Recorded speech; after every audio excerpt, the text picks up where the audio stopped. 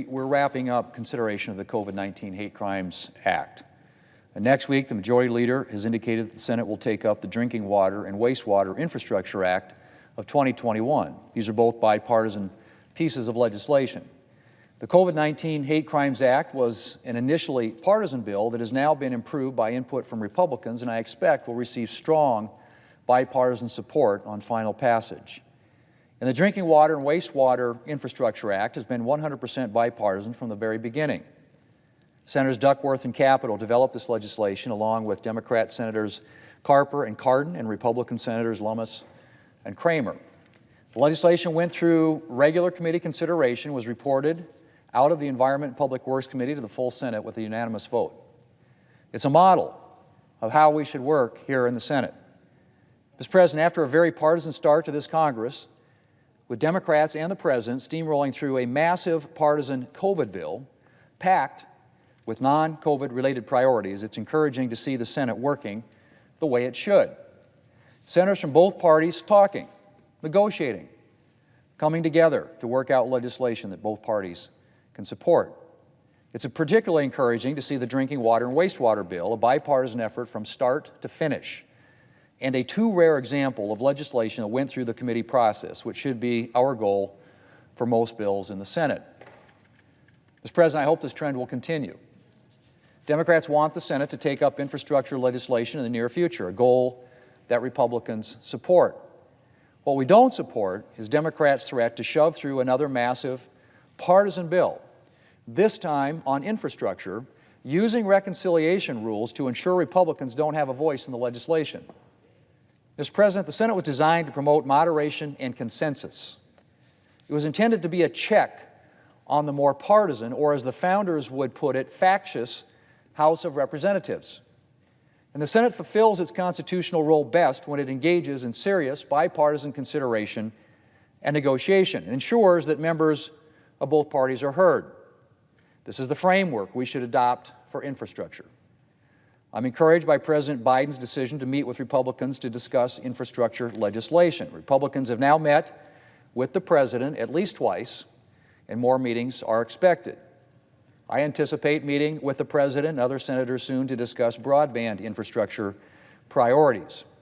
I hope we can reach bipartisan agreement on priorities in this area, including closing the digital divide by increasing broadband access in rural America and removing obstacles to digital infrastructure deployment. I know it can be done. When I served as chairman of the Commerce Committee, for example, we passed bipartisan legislation that reduced the red tape associated with building broadband networks. And I introduced bipartisan legislation to accelerate 5G infrastructure deployment. There's a lot of bipartisan agreement to be found on infrastructure in general. Congress has a history of bipartisan collaboration on infrastructure legislation. Our last major infrastructure bill, the FAST Act, went through regular order in several committees, including the one I led at the time, and was supported by both Democrats and Republicans. And it was a remarkably successful bill. Not long thereafter, our committee spearheaded enactment of the largest reauthorization of the FAA since the early 1980s, including critical programs to improve airport infrastructure. Last Congress, the Environment and Public Works Committee here in the Senate developed bipartisan infrastructure legislation. And there is no reason, Mr. President, that we shouldn't reach bipartisan agreement on another substantial piece of infrastructure legislation. Senator Capito and other Republicans will be releasing a Republican proposal today that will reflect a lot of bipartisan infrastructure priorities.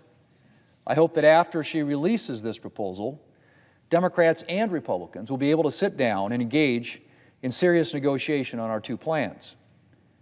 Mr. President, our founders established a democratic republic instead of a pure democracy because they wanted to balance majority rule with protection for minority rights. They knew that majorities could be tyrants, and so they wove protection for minority rights into our system of government. And the Senate, Mr. President, was one of those protections. That's why we should be preserving rules like the filibuster, which ensures that the minority party and the many Americans it represents has a voice in legislation. So it's also always important that the minorities' parties' voice be heard and that the Senate engage in bipartisan negotiation and discussion.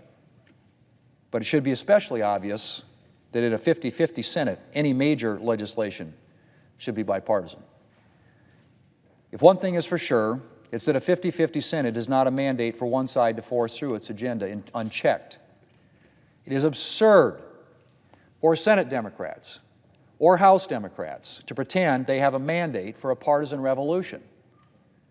And yet much of the legislation that they've been pushing since taking office appears to have been drafted by members of the extreme left wing of their party. Mr. President, in his inauguration address, President Biden appeared to recognize the bipartisan character of his mandate and his obligation to work with members of both parties and promote unity in the country. Unfortunately, to date, his administration has not delivered on that promise of bipartisan leadership.